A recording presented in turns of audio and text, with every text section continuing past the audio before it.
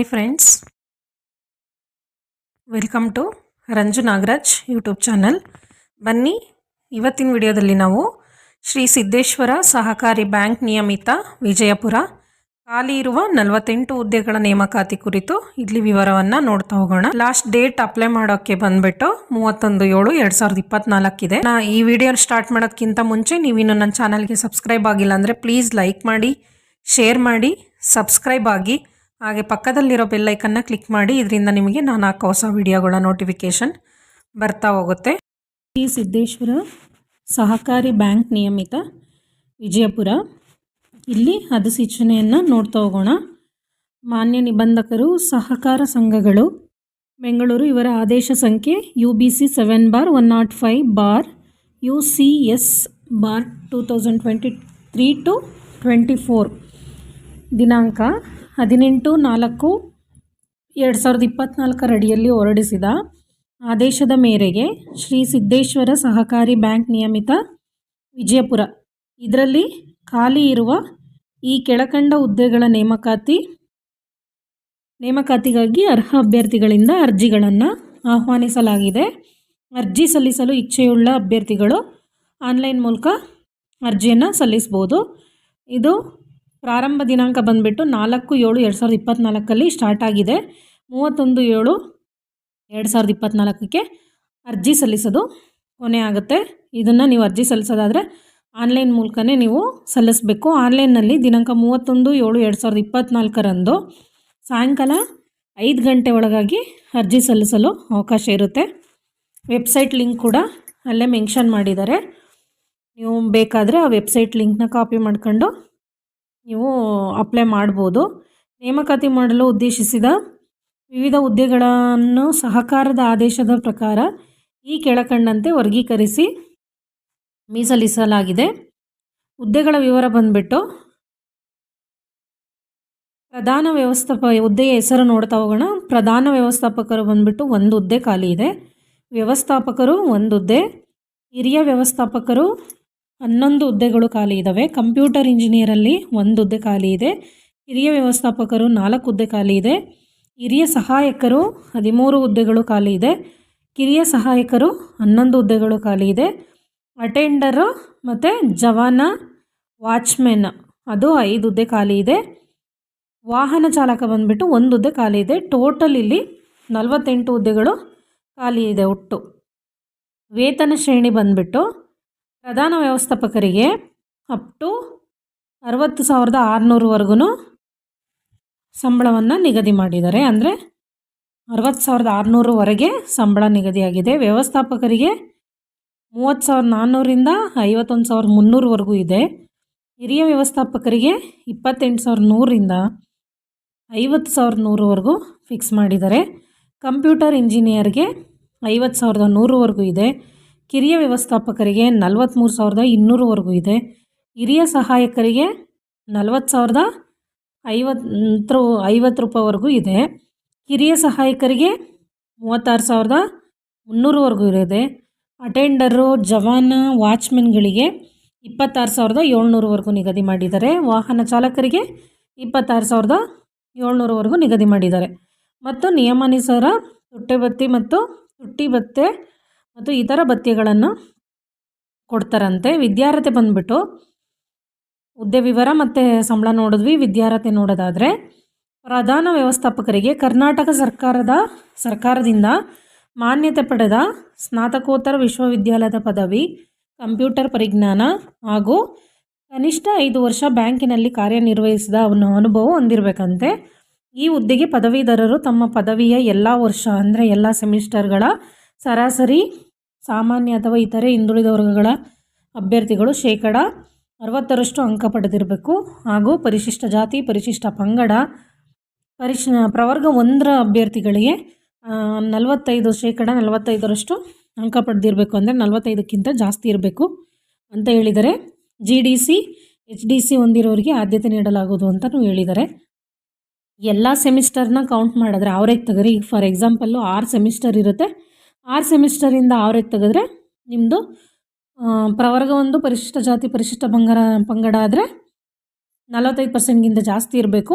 ಹಿಂದುಳಿದ ವರ್ಗಗಳು ಮತ್ತು ಸಾಮಾನ್ಯ ಅಭ್ಯರ್ಥಿಗಳಿಗೆ ಕನಿಷ್ಠ 60% ಅಂತ ಇಲ್ಲಿ ಹೇಳಿದ್ದಾರೆ. ನೀವು ಜಾಬ್ ಅಪ್ಲೈ ಮಾಡೋಕ್ಕೆ ಇದು ಒಂದು ಯೂಸ್ ಆಗುತ್ತೆ. ಯಾವ ಥರ ಅಂತಂದರೆ, ನೀವು ಅದಕ್ಕಿಂತ ಕಡಿಮೆ ಇದ್ದರೆ ನೀವು ಅಪ್ಲೈ ಮಾಡೋ ಅವಶ್ಯಕತೆ ಏನಿರಲ್ಲ.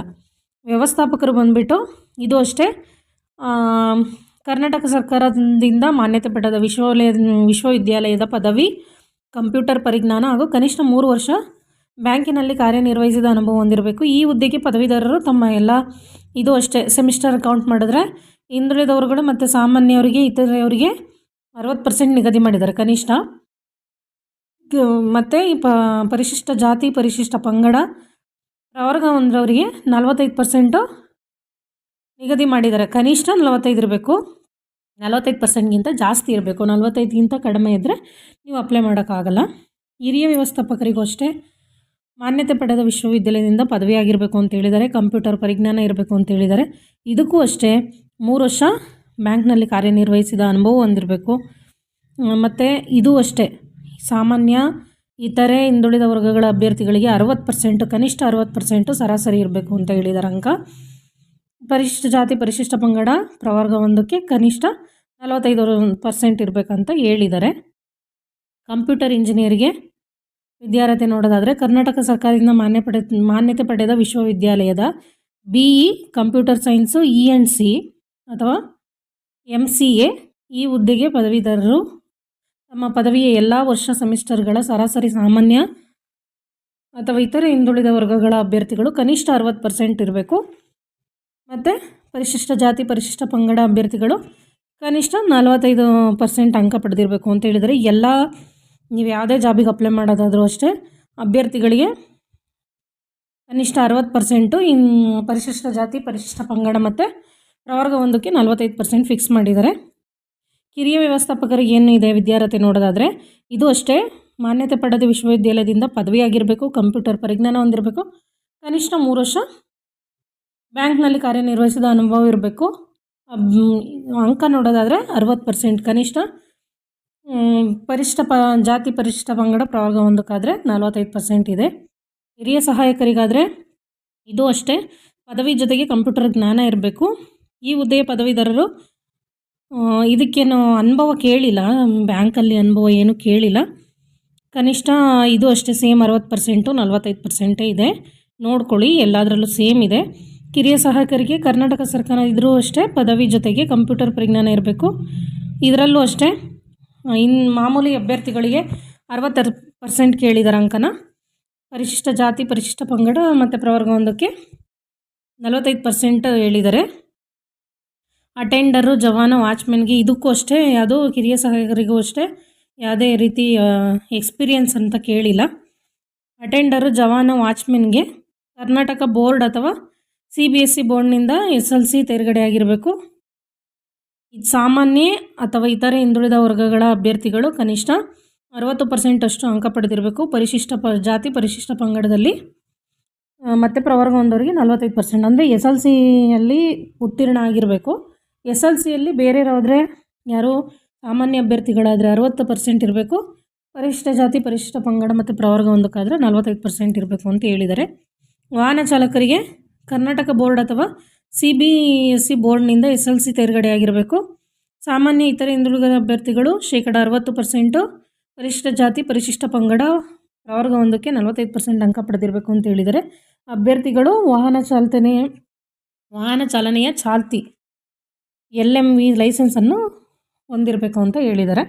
ಇವೆರಡೂ ಅಟೆಂಡರ್, ಜವಾನ, ವಾಚ್ಮೆನ್ನು ಮತ್ತು ವಾಹನ ಚಾಲಕರಿಗೆ ನೀವು ಜಸ್ಟ್ SLC ಪಾಸ್ ಆಗಿದ್ದರೆ ಸಾಕಾಗುತ್ತೆ. ನೀವು SLC ಮಾಡಿಕೊಂಡು ಇರೋರಿಗೆ ಇದೊಂದು ಸುವರ್ಣಾವಕಾಶ ಅಂತಲೇ ಹೇಳ್ಬೋದು. ಅದು ಬ್ಯಾಂಕ್ ಜಾಬು, ಆದಷ್ಟು ಬೇಗ ಹೋಗಿ ಅಪ್ಲೈ ಮಾಡ್ಕೊಳ್ಳಿ. ವಯೋಮಿತಿ ನೋಡೋದಾದರೆ ಅಭ್ಯರ್ಥಿಯು ಅರ್ಜಿಯನ್ನು ಸಲ್ಲಿಸುವ ಕೊನೆಯ ದಿನಾಂಕಕ್ಕೆ 18 ವರ್ಷ ಪೂರೈಸಿರಬೇಕು, ಕನಿಷ್ಠ 18 ವರ್ಷ ಪೂರೈಸಿರಬೇಕು ಅಂತ ಹೇಳಿದ್ದಾರೆ.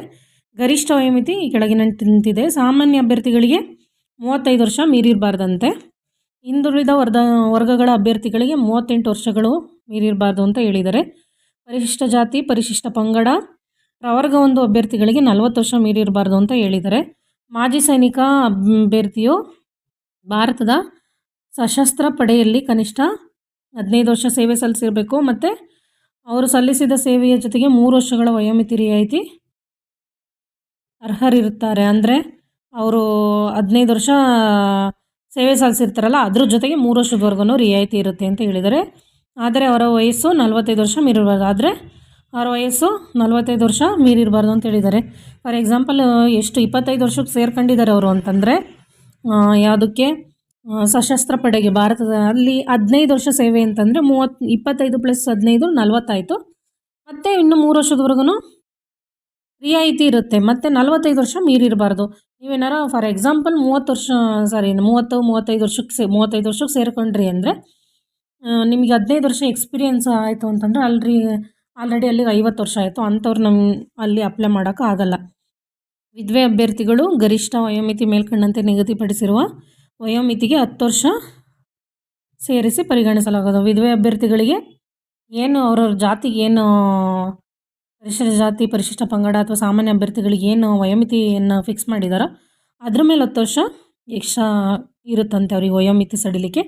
ಅರ್ಜಿ ಶುಲ್ಕ ಬಂದುಬಿಟ್ಟು ಸಾಮಾನ್ಯ ಹಾಗೂ ಇತರೆ ಹಿಂದುಳಿದ ಅಭ್ಯರ್ಥಿಗಳಿಗೆ 1200 ರೂಪಾಯಿ ಇರುತ್ತಂತೆ. ಪರಿಶಿಷ್ಟ ಜಾತಿ, ಪರಿಶಿಷ್ಟ ಪಂಗಡ, ಪ್ರವರ್ಗ 1 ಅಭ್ಯರ್ಥಿಗಳಿಗೆ, ಮಾಜಿ ಸೈನಿಕ ಅಭ್ಯರ್ಥಿಗಳಿಗೆ 600 ರೂಪಾಯಿ ಅರ್ಜಿ ಶುಲ್ಕ ಇರುತ್ತೆ ಅಂತ ಹೇಳಿದ್ದಾರೆ. ಅರ್ಜಿ ಸಲ್ಲಿಸುವ ವಿಧಾನ ಬಂದುಬಿಟ್ಟು ಬ್ಯಾಂಕ್ ವೆಬ್ಸೈಟ್ ಮೂಲಕ ಪ್ರಚುರಪಡಿಸಿದ ಲಿಂಕ್ನಲ್ಲಿ ಮಾತ್ರ ಆನ್ಲೈನ್ ಮುಖಾಂತರ ಅರ್ಜಿ ಸಲ್ಲಿಸತಕ್ಕದ್ದು. ಅರ್ಜಿಗಳನ್ನು ಸಲ್ಲಿಸುವಾಗ ಆಯಾ ಹುದ್ದೆಗಳ ಅರ್ಜಿಯನ್ನು ಆಯ್ಕೆ ಮಾಡಿ ಅರ್ಜಿ ಸಲ್ಲಿಸತಕ್ಕದ್ದು. ಅರ್ಜಿಯನ್ನು ಆನ್ಲೈನಲ್ಲಿ 4/7 31/7/2024 ಸಾಯಂಕಾಲ 5 ಗಂಟೆವರೆಗೂ ಅವಕಾಶ ಇರುತ್ತಂತೆ ಅರ್ಜಿ ಸಲ್ಲಿಸೋರಿಗೆ. ಅರ್ಜಿಯ ಎಲ್ಲ ಅಂಕಣಗಳನ್ನು ಭರ್ತಿ ಮಾಡಿರಬೇಕು. ಅಭ್ಯರ್ಥಿಗಳು ಕನ್ನಡ ಭಾಷಾ ಪರಿಜ್ಞಾನವನ್ನು ಕಡ್ಡಾಯ ಹೊಂದಿರಬೇಕಂತೆ. ಕಂಪ್ಯೂಟರ್ ಇಂಜಿನಿಯರಿಂಗು ಹಾಗೂ ವಾಹನ ಚಾಲಕರಿಗೆ ಪ್ರಾವೀಣ್ಯತೆ ಪರೀಕ್ಷೆ ಹಾಗೂ ಸಂದರ್ಶನ ಜರುಗಿಸಲಾಗುವುದು ಅಂತ ಹೇಳಿದ್ದಾರೆ. ಕಂಪ್ಯೂಟರ್ ಇಂಜಿನಿಯರಿಗೆ ಮತ್ತು ವಾಹನ ಚಾಲಕರಿಗೆ ಪ್ರಾವೀಣ್ಯತೆ ಪರೀಕ್ಷೆ ಮತ್ತು ಸಂದರ್ಶನ ಎರಡೂ ಇರುತ್ತೆ ಅಂತ ಹೇಳಿದ್ದಾರೆ. ಬೇರೆಯವರಿಗೆ ಏನಿದೆ ನೋಡೋಣ. ಆಯ್ಕೆ ವಿಧಾನ ಹೇಗಿರುತ್ತೆ ಅಂತಂದರೆ, ಮೇಲಿನ ವಿವಿಧ ದರ್ಜೆಯ ಹುದ್ದೆಗಳಿಗೆ ಅಟೆಂಡ್ರು, ಜವಾನು, ವಾಚ್ಮ್ಯಾನು, ವಾಹನ ಚಾಲಕರು ಇವರುಗಳಿಗೆ ಹೊರತುಪಡಿಸಿ ವಿವಿಧ ಅಭ್ಯರ್ಥಿಗಳಿಗೆ ನಿಗದಿಪಡಿಸಿದ ಅರ್ಹತಾ ಪರೀಕ್ಷೆಯಲ್ಲಿ ಗಳಿಸಿರುವ ಶೇಕಡಾವಾರು ಅಂಕಗಳ ಆಧಾರದ ಮೇಲೆ ಲಿಖಿತ ಪರೀಕ್ಷೆ ಕರೆಯಲಾಗೋದು. ಫಸ್ಟು ನಾವೇನು ಜಾಬ್ ಅಪ್ಲೈ ಮಾಡಿರ್ತೀವಲ್ಲ, ಈಗ ಫಾರ್ ಎಕ್ಸಾಂಪಲ್ ಪದವಿ ಅಂತಂದರೆ ನಮ್ದು ಏನು ಈಗ ಸಾಮಾನ್ಯ ಅಭ್ಯರ್ಥಿ ಆದರೆ 60% ಕಂಪ್ಲೀಟ್ ಆಗಿರಬೇಕು, 60%ಗಿಂತ ಜಾಸ್ತಿ ಇರಬೇಕು.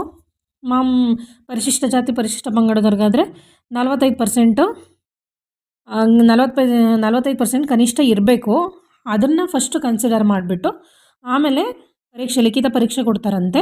ಲಿಖಿತ ಪರೀಕ್ಷೆ ಆದಮೇಲೆ ಮತ್ತೇನು ಹೇಳಿದ್ದಾರೆ ನೋಡೋಣ. ಲಿಖಿತ ಪರೀಕ್ಷೆ ಗಳಿಸಿದ ಅಂಕಗಳನ್ನು 85% ಇಳಿಸಿ 1.5 ಅಂದರೆ 1.5 ರೇಷ್ಯೋದಲ್ಲಿ ಅನುಪಾತದಲ್ಲಿ ಮೌಖಿಕ ಸಂದರ್ಶನಕ್ಕೆ ಕರೆಯಲಾಗೋದು.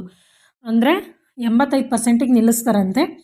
ನಾವೇನು ಪರೀಕ್ಷೆಯಲ್ಲಿ 85% ತೊಗೊಂಡ್ರೆ 85% ಕನಿಷ್ಠ ತೊಗೊಂಡಿರಬೇಕು. 85% ತೊಗೊಂಡಿರೋರನ್ನ ಮತ್ತೆ 1:5 ಅನುಪಾತದಲ್ಲಿ ಮತ್ತೆ ಸಂದರ್ಶನಕ್ಕೆ ಅಂದರೆ ಇಂಟರ್ವ್ಯೂ ಕರೀತಾರಂತೆ.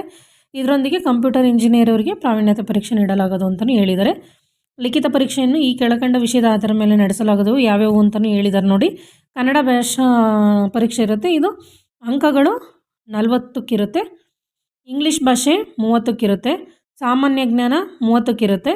ಸಹಕಾರ ಮತ್ತು ಬ್ಯಾಂಕಿಂಗಲ್ಲಿ 100ಕ್ಕಿರುತ್ತೆ. ಟೋಟಲ್ಲು 200 ಮಾರ್ಕ್ಸಿಗೆ ನಿಮಗೆ ಪರೀಕ್ಷೆ ಇರುತ್ತೆ.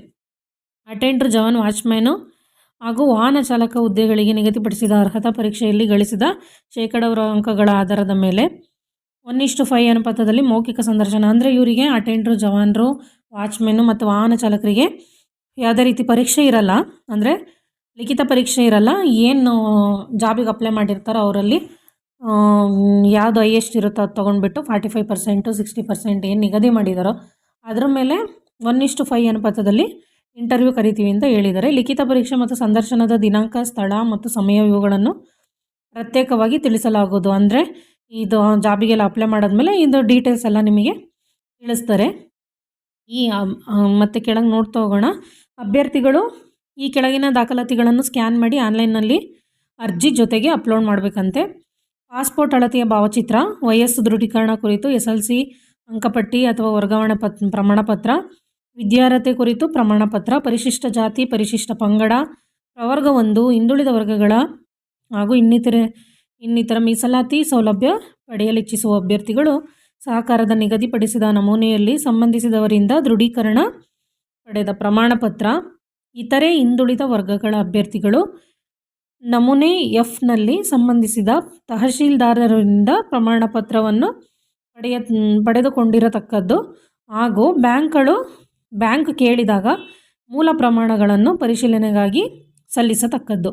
ಇತರ ನಿಯಮಗಳನ್ನು ಇಲ್ಲಿ ಕೆಳಗೆ ಕೊಟ್ಟಿದ್ದಾರೆ. ಏನಂತ ನೋಡೋದಾದರೆ, ಪೂರ್ಣ ವಿವರಗಳನ್ನು ಹೊಂದದೇ ಇರುವ ಹಾಗೂ ಅವಶ್ಯ ದಾಖಲಾತಿಗಳನ್ನು ಅಪ್ಲೋಡ್ ಮಾಡದೇ ಇರುವ ಹಾಗೂ ಅವಧಿ ಮೀರಿ ಅಪ್ಲೋಡ್ ಮಾಡಿ ಮತ್ತು ಟಪಾಲ್ ಮೂಲಕ ಬ್ಯಾಂಕಿನಲ್ಲಿ ಸಲ್ಲಿಸಿದ ಅರ್ಜಿಗಳನ್ನು ತಿರಸ್ಕರಿಸಲಾಗುವುದು ಅಂತ ಹೇಳಿದ್ದಾರೆ.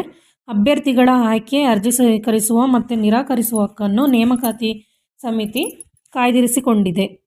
ನೇಮಕಾತಿಯನ್ನು ಯಾವುದೇ ಕಾರಣ ನೀಡದೆ ಮುಂದೂಡುವ, ರದ್ದುಪಡಿಸುವ, ನಿಬಂಧನೆಗಳನ್ನು ಬದಲಾಯಿಸುವ ಸಂಪೂರ್ಣ ಹಕ್ಕನ್ನು ಬ್ಯಾಂಕು ಕಾಯ್ದಿರಿಸಿಕೊಂಡಿದೆ. ಆಯ್ಕೆಯಾದ ಅಭ್ಯರ್ಥಿಗಳಿಗೆ 2 ವರ್ಷದ ಅವಧಿಯಲ್ಲಿ ಪರೀಕ್ಷಾರ್ಹ ಸೇವೆಯಲ್ಲಿ ಇರಬೇಕಾಗಿರುವುದು ಮತ್ತು ಆಯ್ಕೆಗೊಂಡ ಅಭ್ಯರ್ಥಿಗಳು ಬ್ಯಾಂಕಿನಲ್ಲಿ ಸೂಚಿಸಲ್ಪಟ್ಟಂತೆ ಭದ್ರತೆ ನೀಡಬೇಕು. ನೇಮಕಾತಿ ಸಂಬಂಧಿಸಿದಂತೆ ಬ್ಯಾಂಕಿನೊಂದಿಗೆ ಯಾವುದೇ ರೀತಿಯ ಪತ್ರ ವ್ಯವಹಾರ ಮಾಡಲು ಆಸ್ಪದವಿರುವುದಿಲ್ಲ ಅಂತ ಹೇಳಿದ್ದಾರೆ. ನೀವು ಜಾಬ್ ಅಪ್ಲೈ ಮಾಡೋದಕ್ಕಿಂತ ಮುಂಚೆ ಈ ಕೆಳಗಿನ ನಿಯಮಗಳನ್ನು ಓದ್ಕೊಂಡು ನೀವು ಅಪ್ಲೈ ಮಾಡಿ. ಬ್ಯಾಂಕಲ್ಲಿ ಜಾಬ್ ನೋಡೋ ಅಂಥವರಿಗೆ ಇದೊಂದು ಸುವರ್ಣಾವಕಾಶ. ಆದಷ್ಟು ಬೇಗ ಯುಟಿಲೈಸ್ ಮಾಡ್ಕೊಳ್ಳಿ. ಕೆಲವೊಂದು ಸಮಯ ಸಂದರ್ಭ ಅಂತ ಬಂದಾಗ ನಮಗೆ ಜಾಬ್ ಅಂತ ಅವಕಾಶ ಸಿಕ್ಕಾಗಲೇ ನಾವು ಅಪ್ಲೈ ಮಾಡ್ಕೊಂಡ್ರೆ ಬೆಟರ್. ಇಲ್ಲ ನಾವಾಗೇ ಹುಡುಕ್ತಾ ಹೋಗ್ತೀವಿ ಅಂತಂದರೆ ಸಿಗೋದು 100ಕ್ಕೆ 1000 ಭಾಗ. ಇವಾಗಿನ ಸಿಚುವೇಷನಲ್ಲಿ, ಇವಾಗಿನ ಜನ್ರೇಷನಲ್ಲಿ ಸಿಗೋದು ತುಂಬ ಕಷ್ಟ. ಬ್ಯಾಂಕ್ ಜಾಬ್ ಅಂತ ಹುಡ್ಕೋರಿಗೆ ಇದೊಂದು ಸುವರ್ಣಾವಕಾಶ. ಆದಷ್ಟು ಬೇಗ ಅಪ್ಲೈ ಮಾಡ್ಕೊಳ್ಳಿ. ಎಲ್ರಿಗೂ all the best. Thank you.